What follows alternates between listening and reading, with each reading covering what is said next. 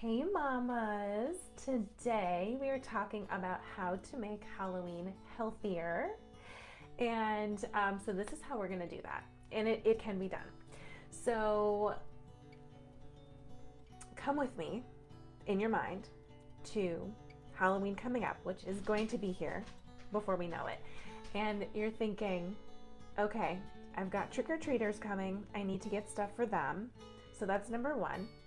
And then also, if you have a child and decide that trick-or-treating is something that your family wants to do, then you're gonna go out and trick-or-treat and bring home more candy. So we've just got candy everywhere. So let's kind of break this down a little bit. The first thing is you have full control over what the trick-or-treaters get. And it doesn't have to be candy. I know they're not gonna egg your house. So, or at least I hope they're not gonna do that. I haven't had that problem. So, what you could do, first of all, have you ever bought candy for the trick-or-treaters and now it's in your house and now you eat it? Or someone else in your house eats it and now you have to go buy more. So the solution to this is buy candy that you don't like, if that's a thing for you.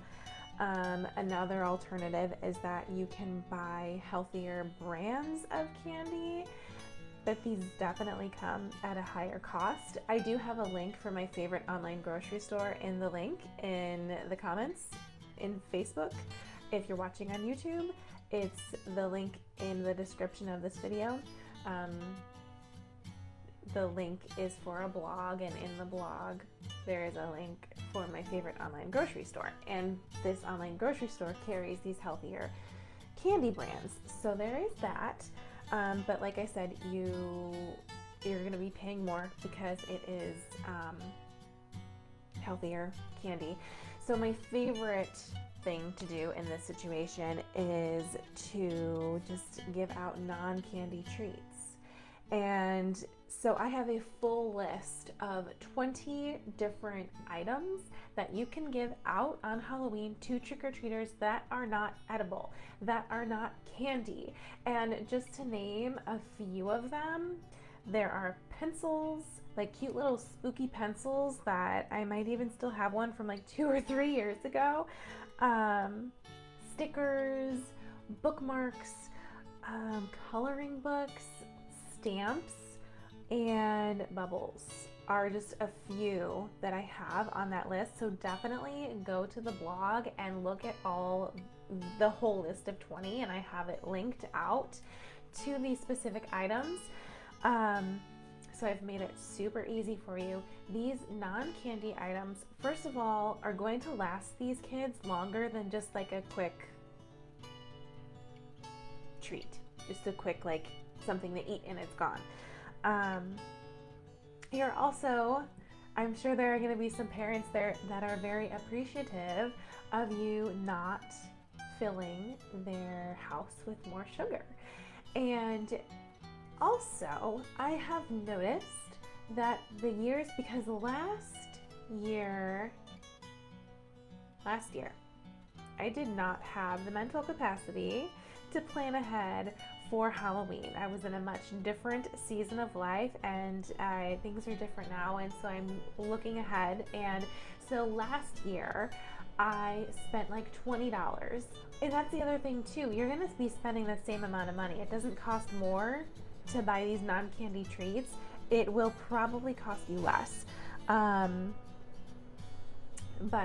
so I spent like $20 on a big bag of Halloween candy because it was like just a few days before Halloween, and I realized, oh my gosh, I don't have anything.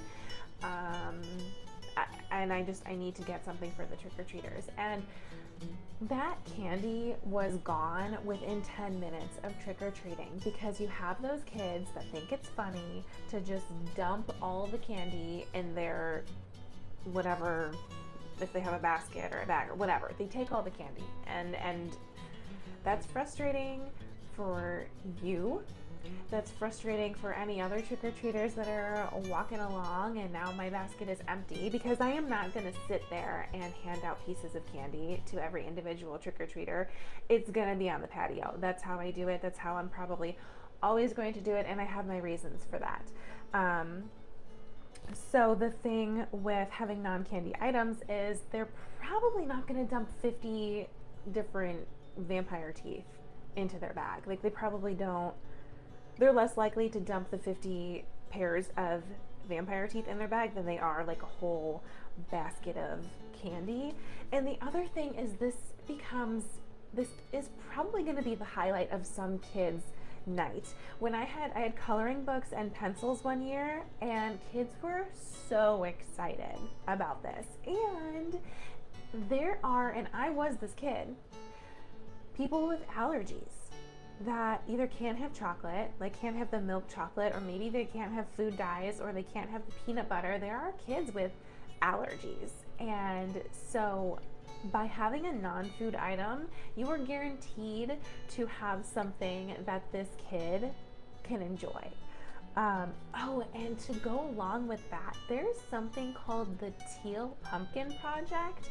And so what you do, you can, I guess, sign up your house to be like registered as a Teal Pumpkin spot for parents that are looking for allergy-friendly places to trick-or-treat. I guess you do that on their website. I have the link for that in the blog too. You can look at that. But if you have just a teal pumpkin, you just get a teal pumpkin and put it on your patio, and or just like wherever you have your goodies, and that signifies to parents like, hey, we have allergy friendly options here. And what else?